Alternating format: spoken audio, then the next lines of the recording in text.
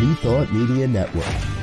We are a global broadcast network of positive music, media, and entertainment, inspiring humanity's evolution along the journey of enlightenment and creating a world of love, peace, empowerment, and prosperity for all.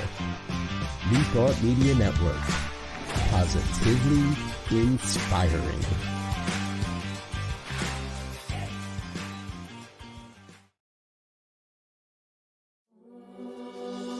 Free my mind, open my heart with the whispers of truth, to live a conscious life, to live a conscious life on the growing edge, on the growing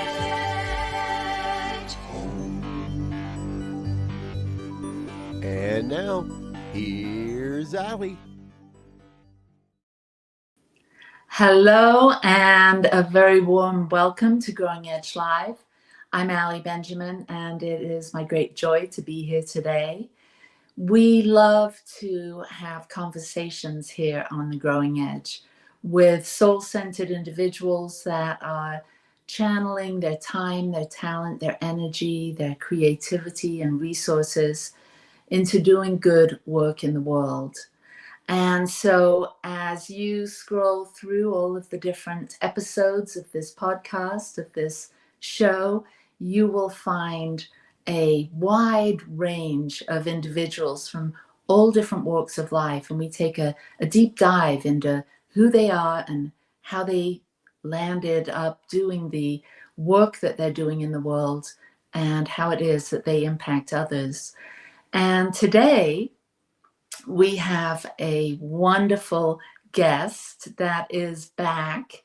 This will be her second time on the show. I'm just so excited to introduce my teacher, my mentor, Linda Frazee. She has been training me to be an Enneagram teacher and coach, and I'm very excited to have her on. It was about a year ago that she was last here, and at that point we got to really know her story and how she came into the world of serving others and supporting others and understanding themselves and how to build lives of meaning and prosperity and joy and ease. And so we can continue on from there. So Linda, welcome. Thank you, Allie. It's a pleasure to be back. And hasn't it been a fast year? Wow. It has. It's been stunning because we're right here at the end of the course. And I've been taking a year-long training program with you, and I can't believe it's up. And all that I've learned with you and my classmates, and what an adventure it's been, a roller coaster of emotions, really, as I've got to really understand myself through the lens of the Enneagram. And there's still so much more to uncover, I know, and to really understand my family and my loved ones. And so thank you for being here again. And for those of you that didn't see the episode with Linda last time, I want to read her bio because she's amazing. Linda is an international workshop leader, professional life coach, and co-author of the book Full Heart, Satisfied Belly. She is a certified Enneagram teacher and has been using this personality system as a primary tool in her work with others for the last 25 years. Linda has over 40 years experience working with individuals, businesses, and the government to improve relationships and increase productivity. Her professional training is in transpersonal psychology and imagery. She has been in private practice in Colorado, Maryland, and currently in Scottsdale, Arizona. Her primary message is recognizing the importance of the connection between the mind, body, and emotions for satisfaction and success in every aspect of life. Linda. That's a beautiful purpose and mission, and I know that you're working with people all over the world to share some of the things that you've learned through your journey in business and in Enneagram and psychology. So where are you and how are you? Well, it's always interesting to hear your introduction, and so it's like, oh yeah, that's right, that's what I do, because whatever we're doing on a regular basis just seems the natural thing. I mean, it's just what we're doing. So right now I'm in Denver, Colorado, here, actually in Lakewood, which is a suburb of Denver, at my daughter's house. And that's because I'm a snowbird and I live in Phoenix in the winter and Denver in the summer. That way I get the best of both worlds for the seasons, and I get to be with a lot of my family here in Colorado. So that's where I am, and we're getting ready, as Ali mentioned, for the graduation for the students that have been studying for a year. So there's still a lot of work to do. Some of them are almost finished. Some of them are lagging behind. So it's kind of an intense time.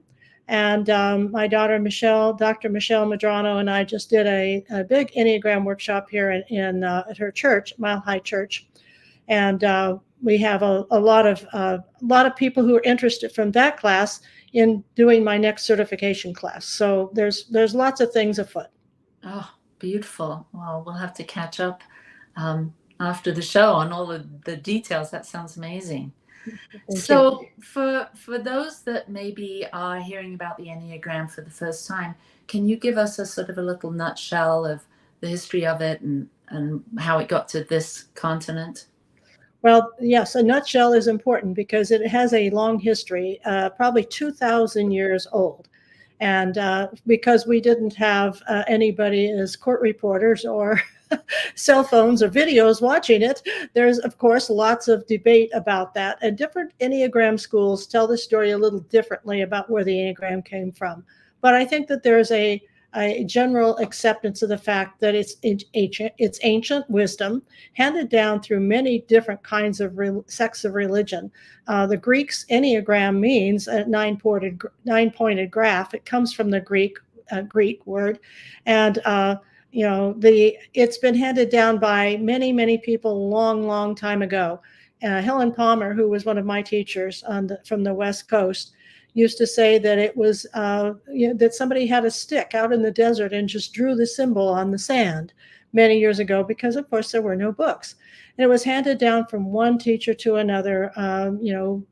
Lots of interesting people. Gurdjieff was probably the most famous, who embraced the Enneagram and worked with it, and he even invented dances, the whirling dervishes, that you may have all seen at one point in time, wearing these long white skirts and whirling was part of the dance of the Enneagram. They had actual movements for it.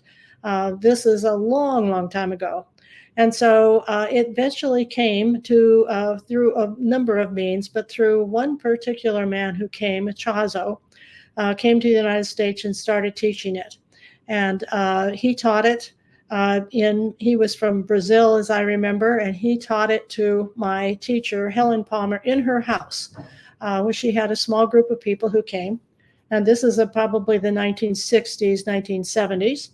And again, no books about it, nothing at this time, just a theory. And Helen was very interested in psychology, and she was doing psychic readings, and interestingly enough.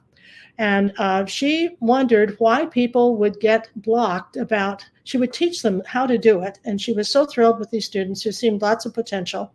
And what would happen is they eventually would come up with blocks. And so one of them might say, I just can't do it right. I don't know. I think it should have been, I thought I was on the right path. And then, I don't know, I just thought it was right. Another one said, well, I was doing really good and I just fell asleep. I don't know what happened. I just fell asleep. And another one said, well, I've got to tell you all about it, and would have a tendency to exaggerate what happened, a variety of things. So she was very puzzled about that. And so when she heard about the Enneagram, she was really taken by it, because she could see how the habitual patterns that we all have would get in the way from learning and what she was teaching. So she began to be one of the big developers of the Enneagram in the United States. And in addition, one person was in her class who was a Franciscan. I want to say nun. It was a man, so it wasn't. He wasn't a nun. Monk, yes, Monk. There, that's what we call the men. So he was so enthralled. He wrote all this down on the back of a piece of paper and disseminated it all across the United States to the Catholic Church. So actually, the Enneagram was probably taught the most in the Catholic Church for the first 20 years of its time, or 10 or 15 years here in this country. And the first book that was ever written was by a Catholic nun. So, but Helen continued, who was not going down that religious thread at all. She, with her friend David Daniels, who was also my professor, he was a psychiatrist and a teacher at Stanford. They together took all of these pieces and very carefully disseminated them, and were some of the ones who brought it to the United States in the biggest way.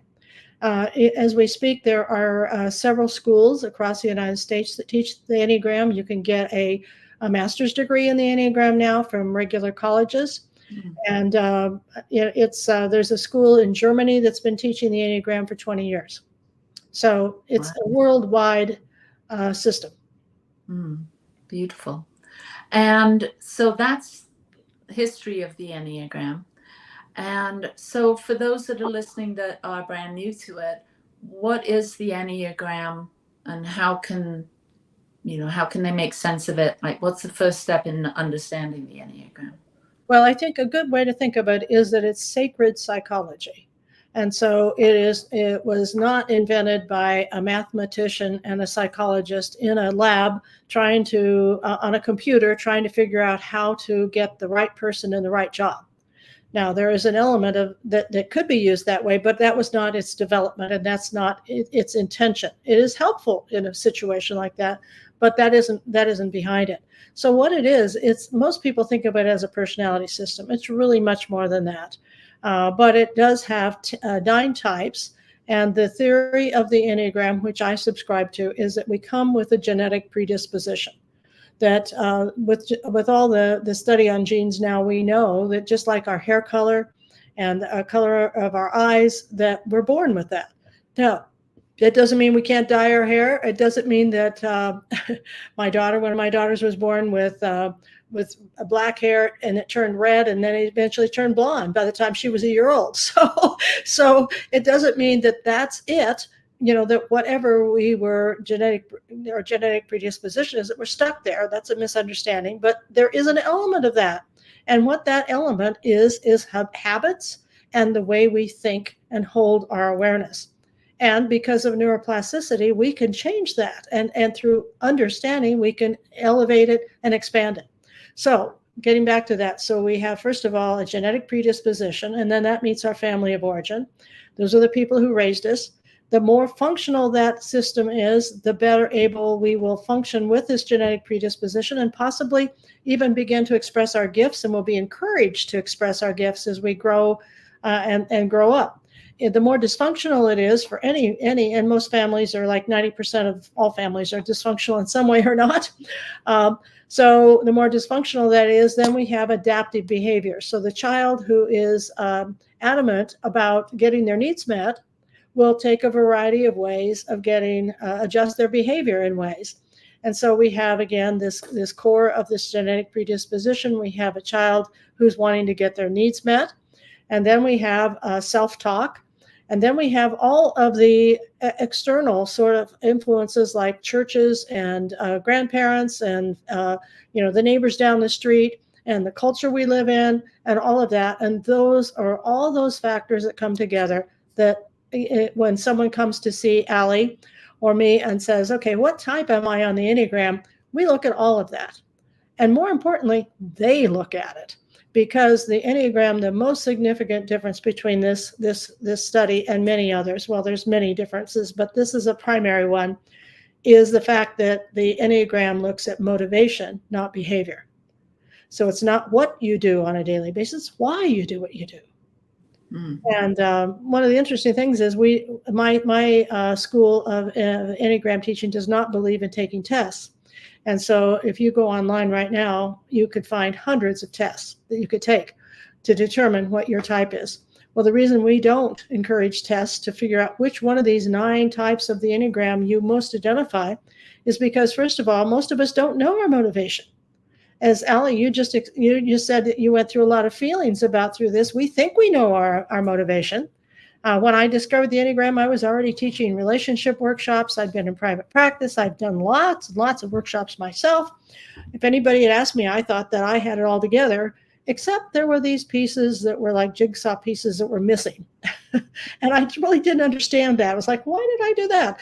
And so when I finally found it, it took me a long time to really find myself on it and get what was the underlying motivation throughout my life.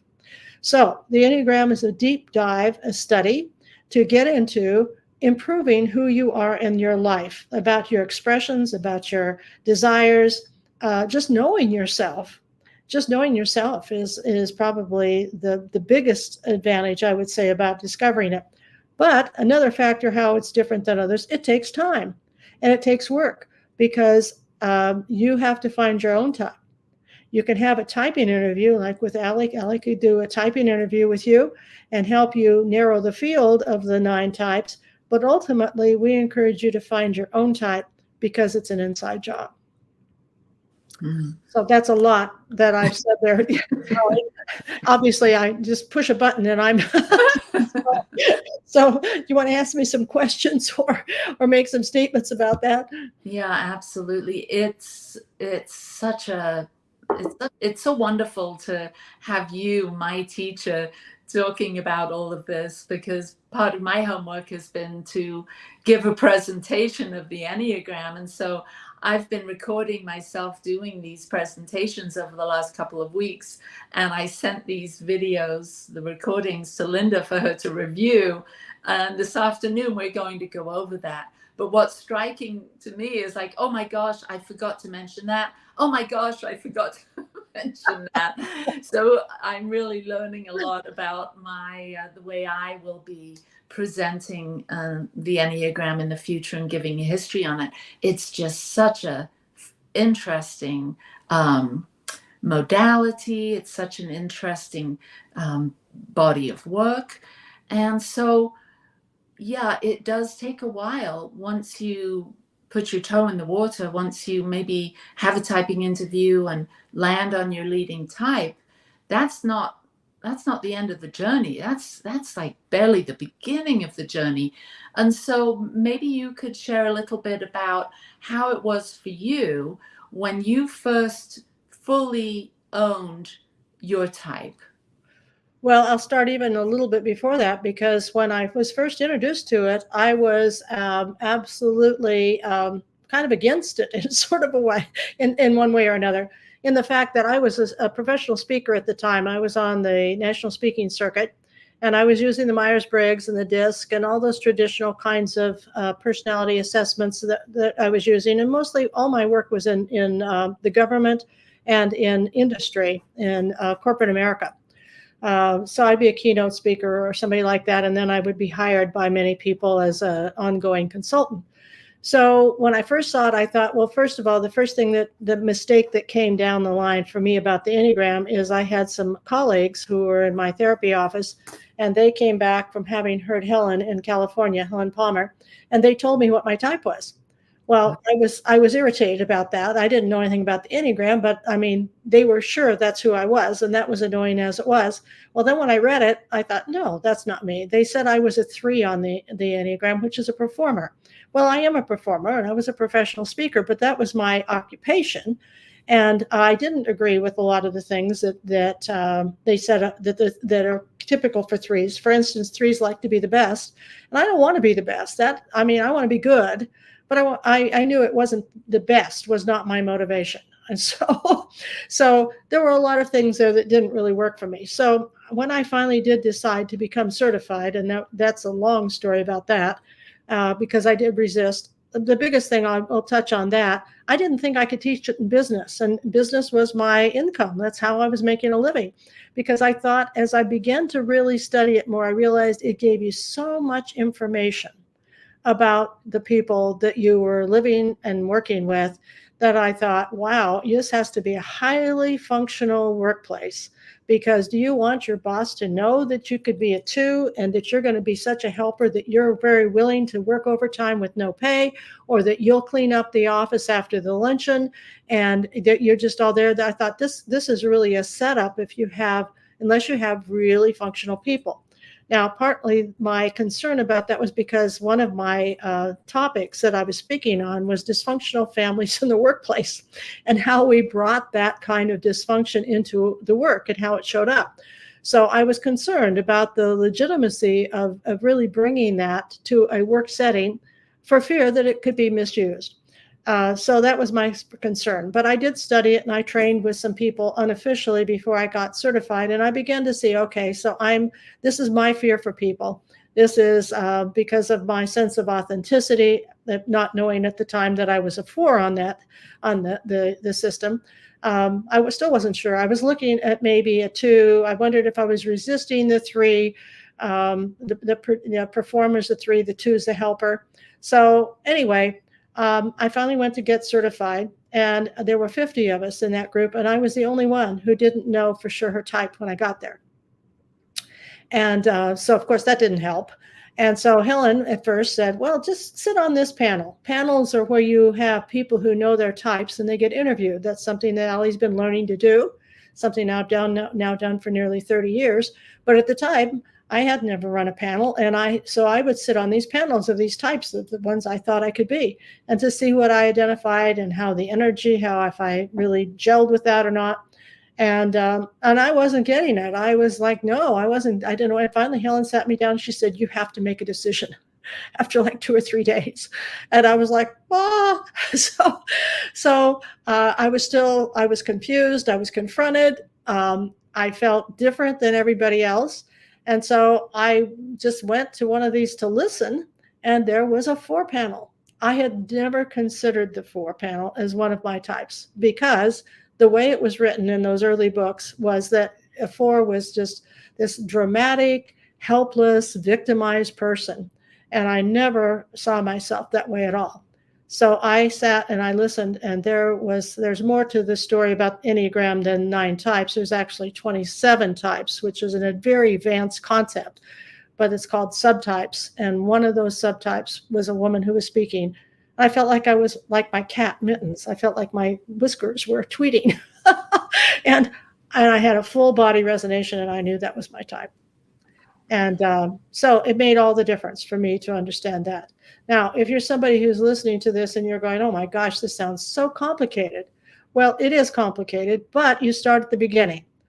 So by the time I got to that workshop and finally heard that panel, let's see, that was probably 96, 97, and I'd been studying it since 86. So 10 years, I had been reading books, looking at things, and doing all of that. And it doesn't mean that if you're interested in this, it's going to take you 10 years. Maybe I was a slow learner. And we have a lot better books now, too. So that helps a lot, too. The information is much more refined. Had I read about a self-pres 4 at the time, I think I could have found myself right away. Mm-hmm. So that's how I found it. And it took me a while to get into business with it, even though I used it immediately in my practice. Ran panels and did workshops. But as far as taking it to business, it was a while before I stepped into that, because I was still concerned about the whole office or the whole group really taking it seriously. And since then, I have done a lot of work. Most of my work with the Enneagram has been in the judicial system and in corporate America. Wow. So once you knew your type, and we can talk a little bit about you referenced the self-preservation. We can talk about that in a minute. But once you realized that you were a type 4, how did that impact? Like, how did that really settle with you? Because you did mention that there were some aspects of the type 4 that you didn't really jive with. So what is it that you did, and how did that impact you moving forward personally? Well, the the sticking point, and the traditional Enneagram language is vice and virtue, but because I taught this so much in business, I changed the wording, means similar things, but not in those. That sort of is sort of a religious language that didn't work for me. So my sticking point was envy. And I didn't know that. I didn't know that I was feeling envious. I didn't know, and it's not jealousy. Jealousy is like, oh, you've got that, I want yours, or I want to take that away from you, or there's not enough of it. Envy is, wow, I thought mine was fine until I saw yours, and then mine just began to fade. Now, the difference with the Self-Pres 4 is that I will look at somebody and say, well, you have that good. I want that too. So I'll go out and I'll do what it takes to get there. I'll get the career. I'll do this. I'll make the money. I'll do whatever. So it's a whole different kind of approach, but it still is envy. And so that was astounding to me. I had a history of buying houses. By the time I found the Enneagram, I'd probably had 20 houses. I was doing flipping of houses before flipping of houses was a thing. And some of it was just pure envy. And my poor children would say, oh, no, don't finish that room. Don't finish that room. Because they knew as soon as I got one whole house decorated and finished, that my eyes would turn and I'd say, oh, look, there's one over there. And it was usually another fixer-up that I could make it beautiful. And they were going to get stuck in the process of helping, which was true. So anyway, so I realized that that's what had been running me. I mean, a lot of people would do that in a variety of other ways, but that was what was for me. And another big thing for me was realizing that because the 4 is in the heart center, we'll talk a little bit about the centers in just a minute, that I had a lot of deep, deep feelings. And being connected to people was really important to me. In fact, that's why I got off the national speaking circuit, because I would have these, this was before internet and before, you could just, fax your feelings or, text or anything. I had these long lines that would come through because I was talking about spiritual and emotional things to the masses. And they would come through and say, oh, this has changed my life. I've never realized this is just an amazing thing. And now I can talk with my daughter or my son or whatever was their issue. And but then I never saw them again, because then I was off in the next city doing it again. And so I finally realized that my particular personality was one that I wanted to follow up with people. Since that time, I have long-term relationships with my clients. I mean, I have some people that I have known for 35 years.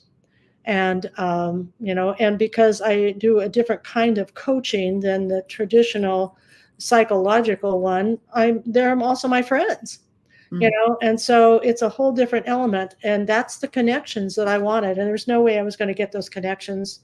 At the time, I saw about 1,000 people a week in some circuit or another. And it was and all over the country. So that was another way that I couldn't quite figure out, why did I not like that? I mean, I thought, well, what's that about?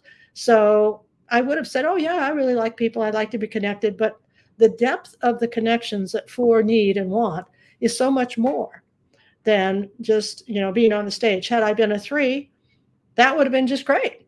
That would have been all I wanted. It was just kind of superficial, but that wasn't. I wanted more. Yeah.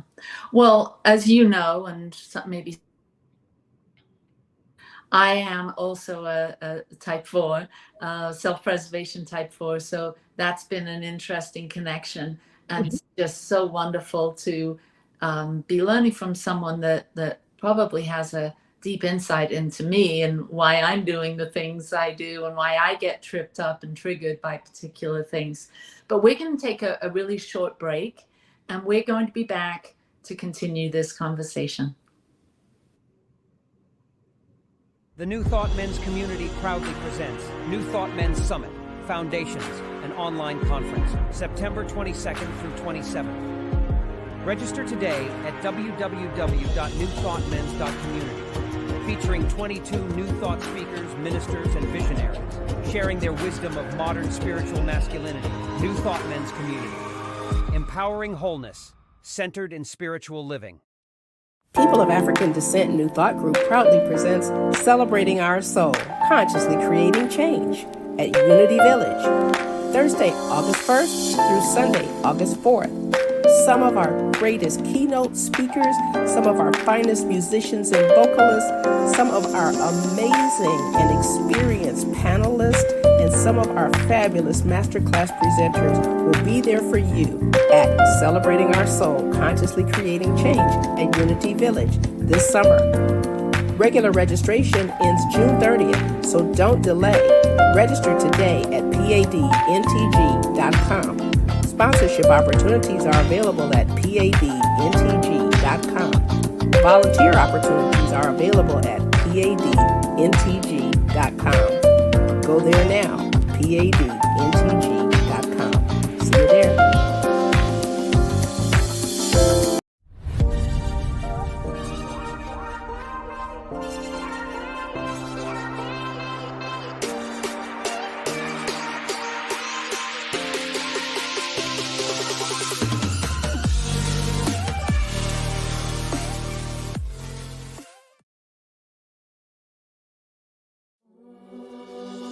Free my mind, open my heart with the whispers of truth. To live a conscious life, to live a conscious life on the growing edge. On the growing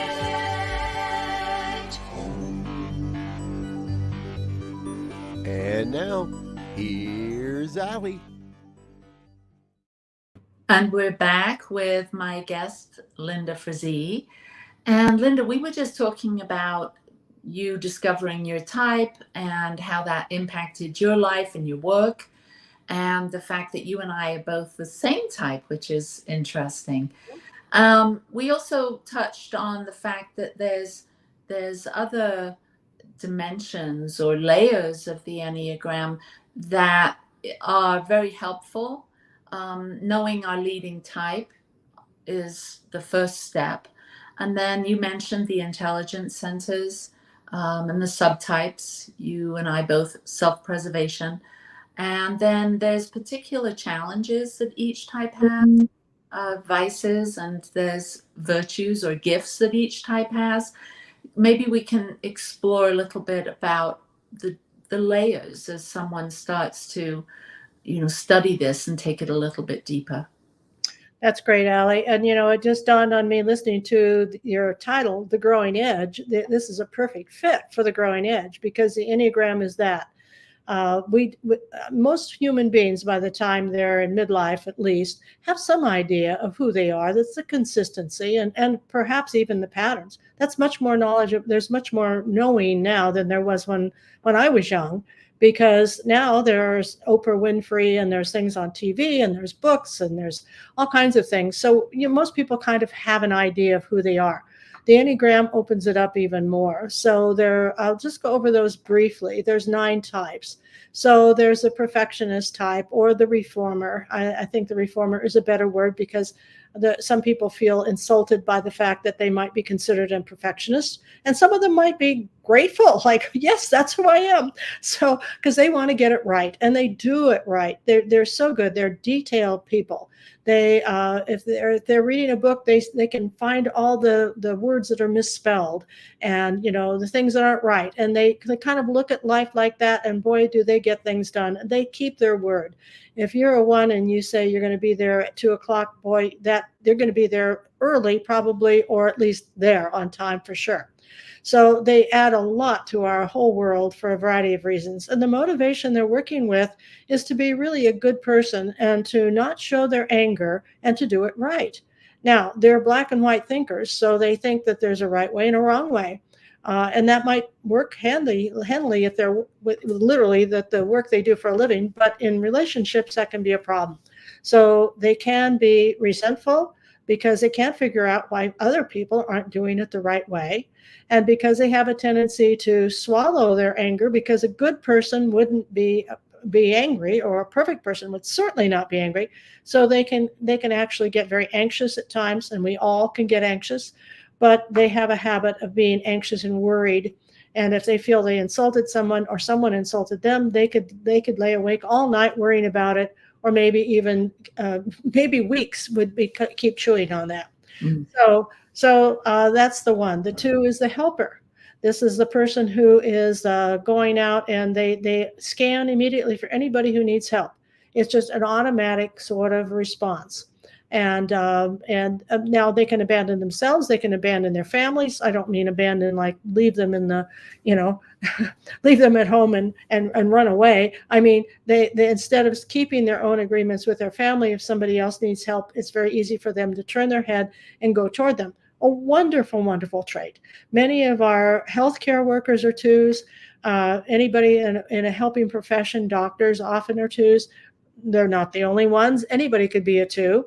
It doesn't have to mean that you would literally have that as an occupation, but it's a way of being. And of course, the motivation is if I'm loving and caring and I help others, then they'll love me, which of course is not always true because the two can overgive and then deplete themselves.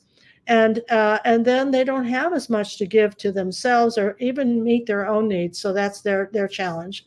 The three I've already talked a little bit about as a performer or achiever, and they're out there not necessarily on a stage. Many threes are, but it doesn't mean that they're literally in the theater arts.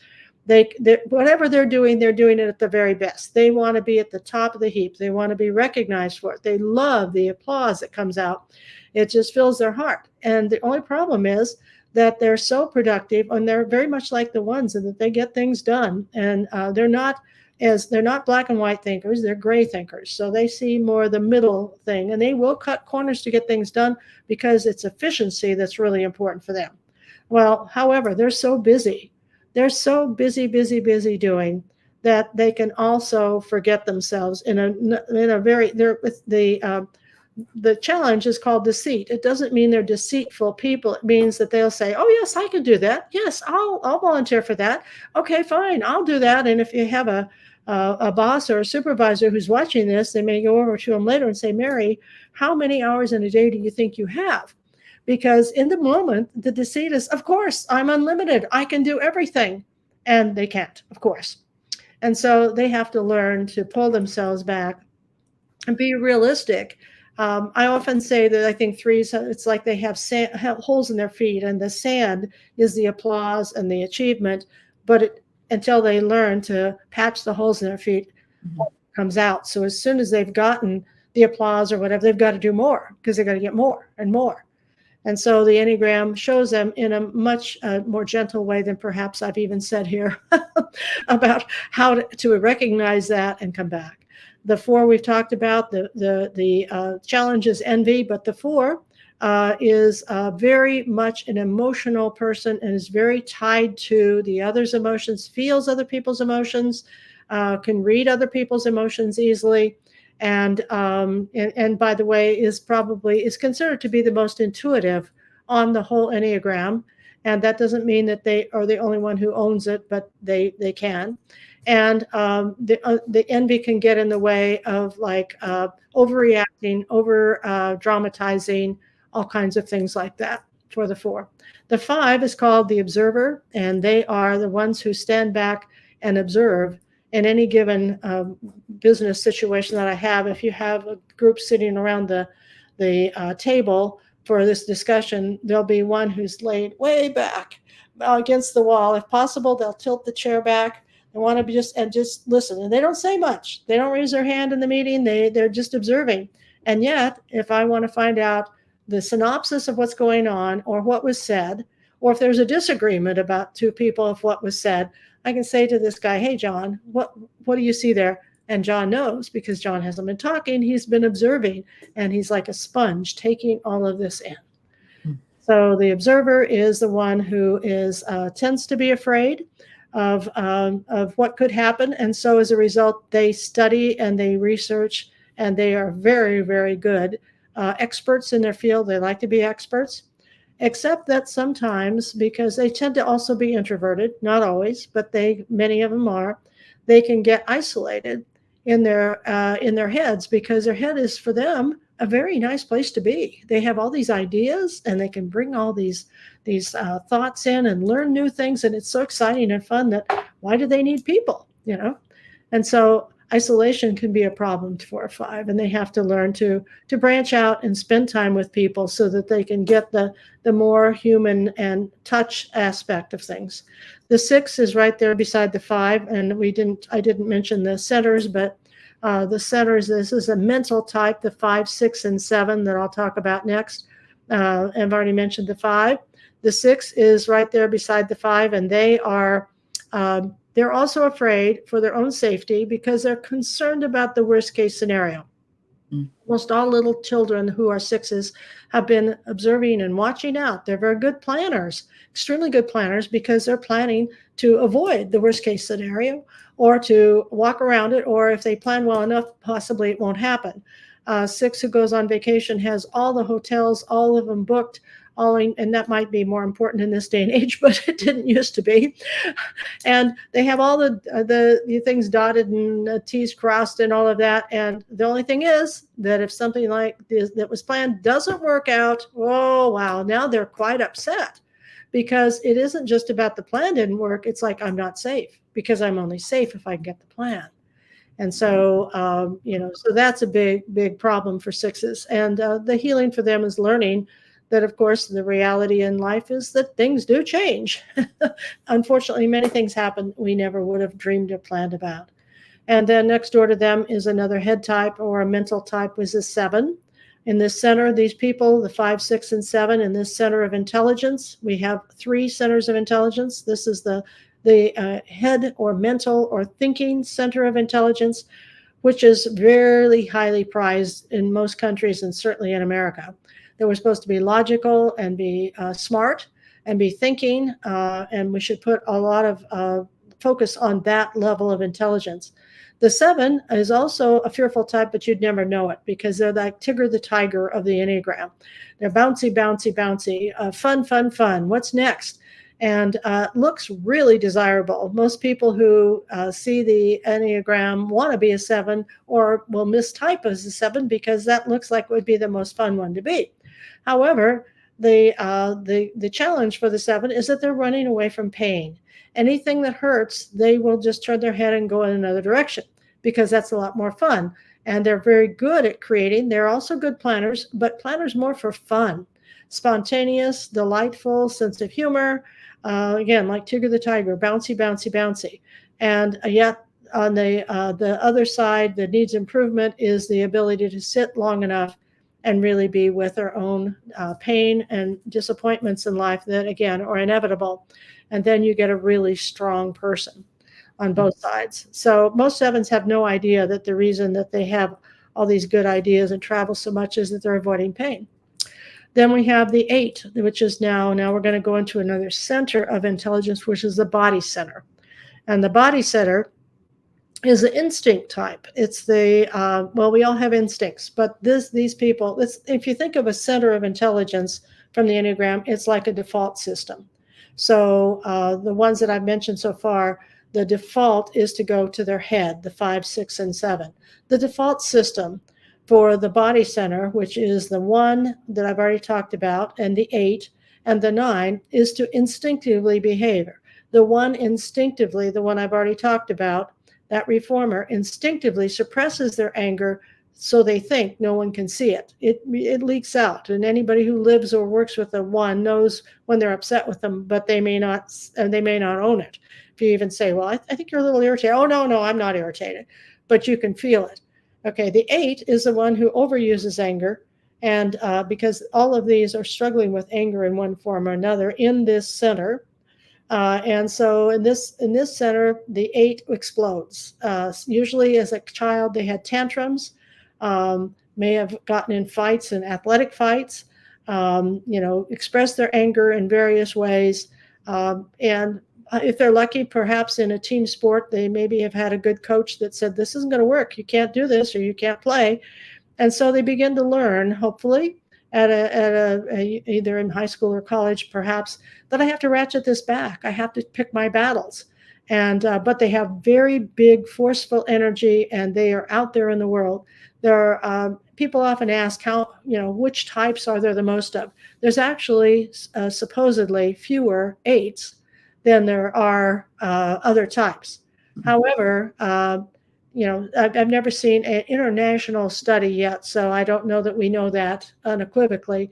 But I would say that people are surprised to hear that because the eights show up. I mean, they're leaders. They're out there. They're telling people what to do. They're on television. They're all over the place. And so we imagine, well, the world must be filled with them, but there really aren't. There really aren't that many. I think that's probably accurate to say that maybe there are fewer of them than many other types. So their challenge is learning to be soft. That they're like they have soft. They're like a chocolate covered cherry or something. The cherry's inside and or a marshmallow inside. They're really soft, wonderful people, but they protect themselves from their innocence, which is the center of their being. And once you really get to know an 8 well, and they've learned not to be overly angry, they're your advocate for life. And the last but not least is a 9. They're also in this body center, and their instinct is not to have anger. They do just the opposite. So this is they're called peacemakers. They're very malleable. They're wonderful. Dogs and cats love 9s and babies. My deceased husband was a 9. And many times we went into people's houses where they had pets and the pets would never come out. And the pet would be on my husband's lap. And they'd be going, I can't believe, that dog never comes out. Or that cat, is usually hiding under the bed. And here these pets are all over him because they have a very harmonious, countenance. And that's true.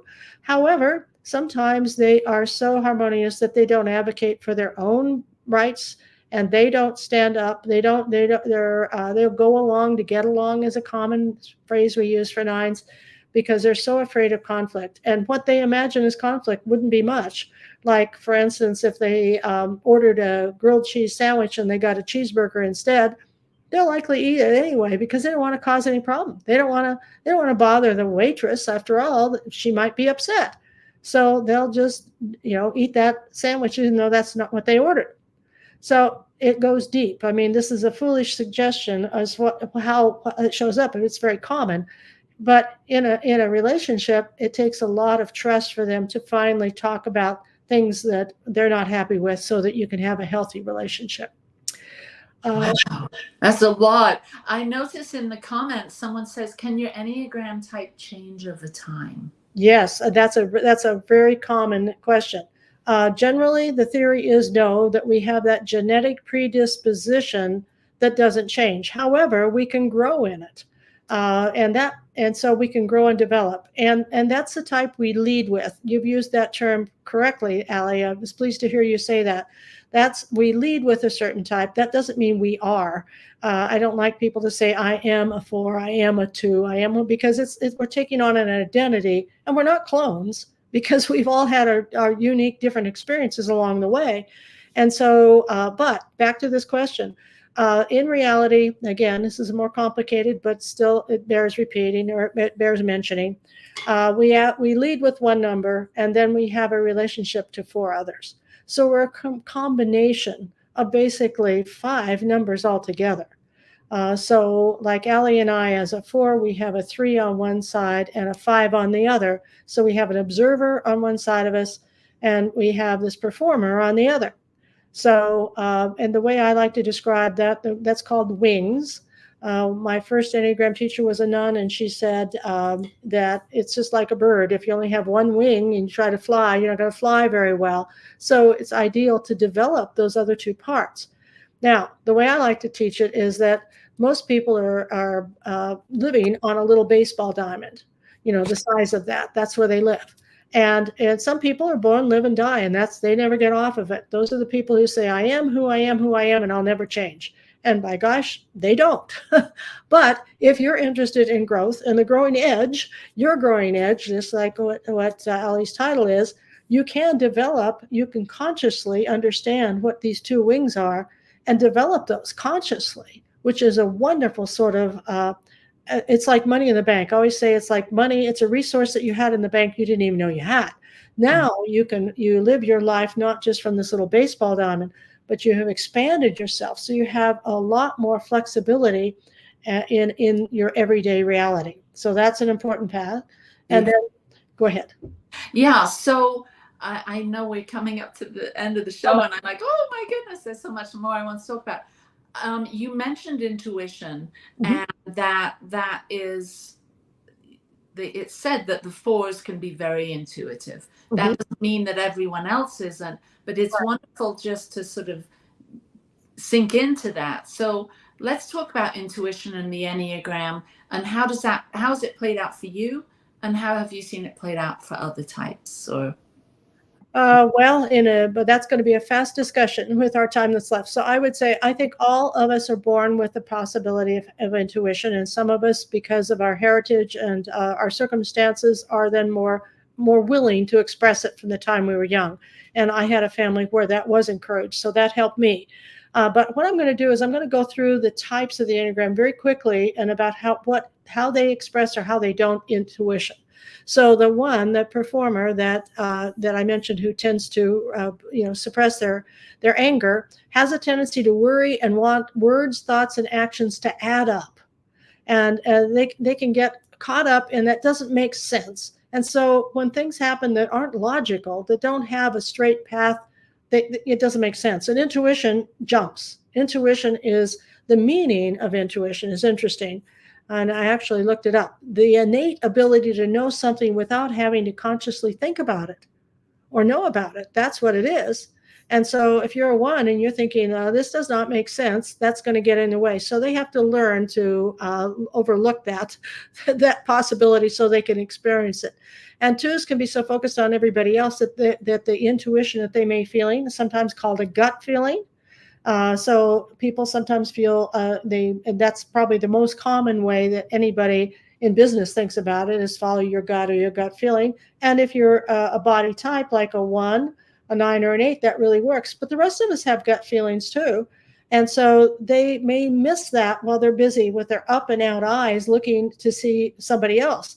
So in the meantime, they might be getting messages from their gut and they think it's indigestion, so they miss their intuition. And the 3s are so busy, they're achieving and doing it, that they're probably using their intuition a lot, because it gets them from where they're going, and they want to make sure they got all the things they need, and they're just buzzing around, but they forget to even notice it or even give it much credit.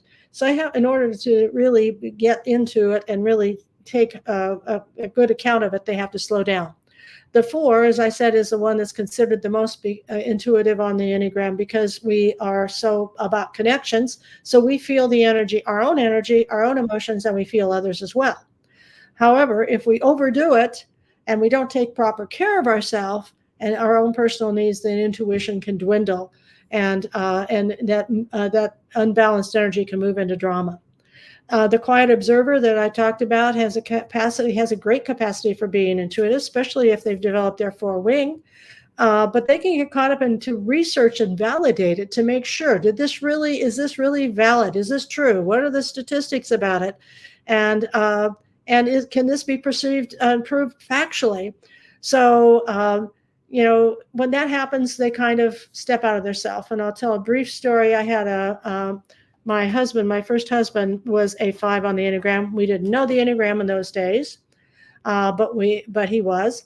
And what happened was he had an incident where he almost was hit by a car while he was driving his car, and intuitively he jumped the curb to save himself. Mm-hmm. And when he told me the story, we knew that was true. I mean, he was, but by the time he slept on it, he changed the story. And then years later, if I asked him about it, he said it never happened, because it didn't make sense. It couldn't be. So that's something that a 5 or a 6 has to worry about. And the type the 6 has to battle the need to search and find what is dangerous in order to be prepared and safe, because doubt can cloud any experience and block the flow of intuition. So they have to really be able to let go and trust in order to get that. We still have a few more minutes, Allie? Oh yeah, we've got another 5 minutes. So okay. The 7, in order to notice and experience and accept one's intuition, you have to be present. You have to be in the present moment. You can't do it. You might remember it later and you might anticipate it, but in order to really feel it and act on it, you have to be present. And that's where Tigger the Tiger, the number 7, has the most difficulty, is just being in that moment. They're called the adventurer. And as I said, I call them Tigger the Tiger because they could miss the intuitive experience altogether. And so I actually, one of the homework pieces I always give them is to write it down and to keep a journal. And that would be good for all of us. And because when you write it down, you don't, even if you do forget it, you have something to look back and read. The 8, the challenger, which is the one with the big energy, probably uses their intuition frequently, but may not give them give it any credit, because they will say they're good at reading people, and that they have good decisions. They make good decisions. And so that's good if they're doing that, but they don't give it credit that's a lot about intuition, because they are very intense, and they can just read people right away, especially if somebody's afraid of them. Never going to work. An 8 will actually provoke an argument with a friend to see if they'll stand up to them, because they don't respect anybody that doesn't stand up to them. So it's very interesting. The 9 is a natural. Because of their pace and their natural flow, they are also very highly it's very likely that they will have a lot of good intuition. However, they have a natural flow of being in the right place at the right time with the right people. And that's likely because they're so likable. People just like them. So, they're welcomed wherever they go, and they have an inner compass. And when it's turned on clearly to the next best experience, they can just flow with ease. However, they tend to go to sleep. They tend to go to sleep on their own right action. And when they do that, their intuition can go to sleep with them. So that's a lot in a short period of time. I apologize. I hope you have your volume up. You may have to listen to that a couple of times, or go to our websites and look at the websites and read up on it, think about it, look at the many books that are available. So yeah. So Linda, I know for me, my intuition is just so woven into the way I connect and communicate with others that I just have a sense of what needs to be said next, or the question, and so I love hearing about how each of the types either block their intuition or how they can really lean more into their intuition. Now, we're about to jump off. I know that you've got a new course coming up. How can people learn about the Enneagram and the course that you have coming up? It's to train individuals to become teachers, correct? How can they find out? They can go to my website, lindafrazee.com, or they can send me an email, lindafrazee11@gmail.com. That's Lindafrazee, Frazee 11 @gmail.com. And this is for people who generally, if the ideal thing would be you already have some understanding of the Enneagram. And then if you're not, this new course starts in January. It's the last one I'm going to do to certify people to teach. So it will be January of 25 to January of 26. And they can fill out an application and have an interview with me, and that would be a good place to start. Beautiful. Thank you, Linda. I love you. I appreciate you so much. And I look forward to seeing you in a couple of weeks. And thank you to our audience. We'll be back next week with my friend Marty Barker. And thank you to New Thought Media Network for producing our show, and to the Satya Center for sponsoring it. And if you would like to connect with us at the Satya Center, if you'd like to know more about what I'm doing, being on this show, give us an email at thesatyacenter@gmail.com. So thanks a lot. See you next week. Mwah. Peace and blessings. Lots of love to you wherever you are. Bye-bye. Free my mind, open my heart with the whispers of truth, to live a conscious life, on the growing edge.